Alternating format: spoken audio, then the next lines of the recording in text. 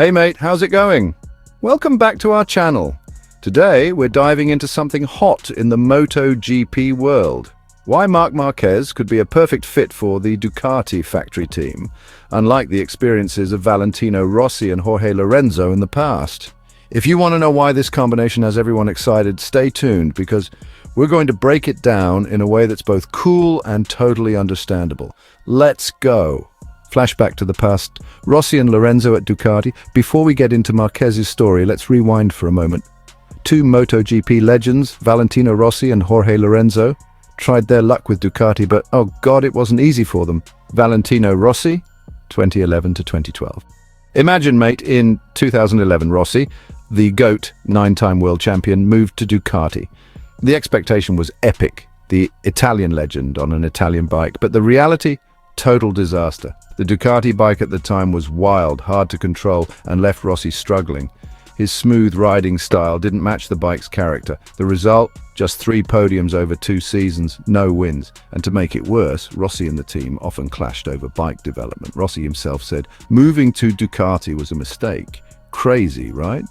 Jorge Lorenzo, 2017 to 2018. Then there's Jorge Lorenzo, who joined Ducati in 2017 after leaving Yamaha. Lorenzo, known for his precise and tidy racing style, initially struggled with Ducati's aggressive bike too.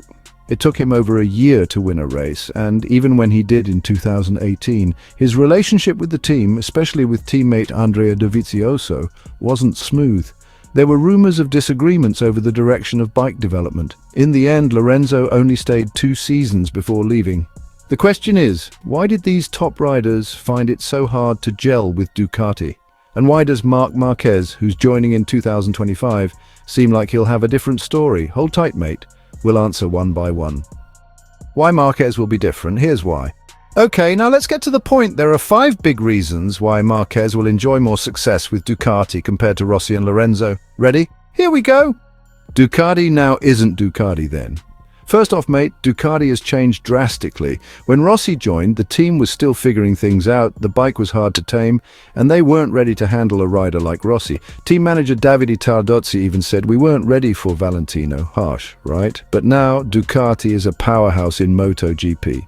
Francesco Bagnaia led them to a world championship. The Desmosedici bike is fast, stable, and competitive. It's not the wild bike that used to scare riders. Plus, the team is smart about strategy and supporting riders. So Marquez is joining a matured team, not one that's still learning like in Rossi's time. Marquez adapts quickly. Secondly, Marquez has insane adaptability. When he first tested the Ducati bike, mate, he was immediately fast, not only quick on track, but he also gives clear feedback to engineers. Marquez said, from the first touch of the Desmosedici GP, I enjoyed it and could adapt. Compare that to Rossi, who finished 15th in his first test, 1.8 seconds off the pace. Or Lorenzo, who took a long time to get comfortable. Marquez, straight in and pushing hard, mate. Chemistry with Bagnaia, deadly duo potential. Thirdly, Marquez will be teammates with Francesco Bagnaia, a solid world champion at Ducati. You might think, 2 top riders on one team, drama alert. Hold on, they actually seem to click really well. Marquez mentioned their comments about the bike are similar, same weaknesses and strengths. This is crucial, mate, because the team won't be torn between developing the bike in 2 different directions, like what stressed Rossi and Lorenzo out. Bagnaia's already a champion, the bike's good, so Marquez just needs to ride the wave. Marquez's crazy commitment. Fourthly, Marquez is completely committed to this project. He even left his private sponsor, Red Bull, to comply with Ducati's Monster Energy sponsorship rules. That shows how serious he is about this team. This positive attitude is a stark contrast to Rossi or Lorenzo, who sometimes seemed frustrated at Ducati. Marquez brings a new energy, and that'll rub off on the team. Ducati team is rock solid. Lastly, mate, Ducati now has strong leadership under Gigi Dall'Igna, the big boss. They have a clear vision, a winning bike, and a team culture that makes riders feel at home. Andrea Dovizioso, who was once Lorenzo's teammate, said, for Marc, this is an easy choice. They already have a world champion and a winning bike, so Marquez is entering a stable environment that's ready to support him in chasing titles again. Marquez and Ducati could become a new legend, so mate, what can we take away from this? Rossi and Lorenzo might have had bitter stories with Ducati, but Marc Marquez has everything needed to create a new sweet story. Ducati is much better now. Marquez adapts quickly. His chemistry with Bagnaia is good, his commitment is top-notch, and the team is rock solid. All these elements come together like your favorite song, harmonious. From everything we've seen, Marc Marquez's decision to join Ducati looks like the most logical step in his career. Ducati is currently the best bike on the grid, and with Marquez's well-known ability to adapt to different conditions, his chances of being competitive straight away are extremely high. Unlike Rossi and Lorenzo, who had to deal with Ducati during a transitional period, Marquez is stepping into a team that's already at its peak and ready to help him fight for titles again. Plus, after years of riding a notoriously difficult Honda, Marquez is used to handling technical challenges, which could actually help him unlock the full potential of the Desmosedici much faster than his predecessors. That said, while everything points to potential success, there's no guarantee it will all go smoothly. Ducati might have the best bike, but they also have a reigning world champion in Francesco Bagnaia, who won't just step aside and let Marquez take over as the team's #1 rider.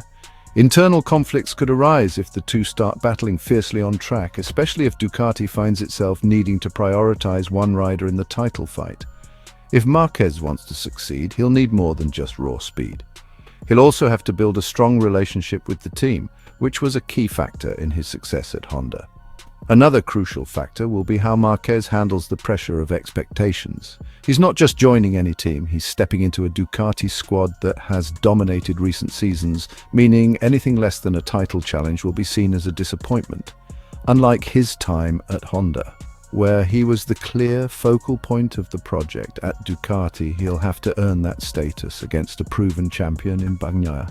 How he navigates this new dynamic, balancing aggression with diplomacy, pushing for development without alienating the team, will be just as important as his performance on track.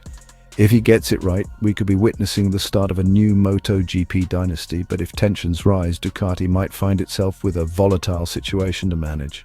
But hey mate, this is MotoGP, anything can happen. Challenges will surely arise, but from what we see now, Marquez and Ducati look like a pair that'll make waves in 2025.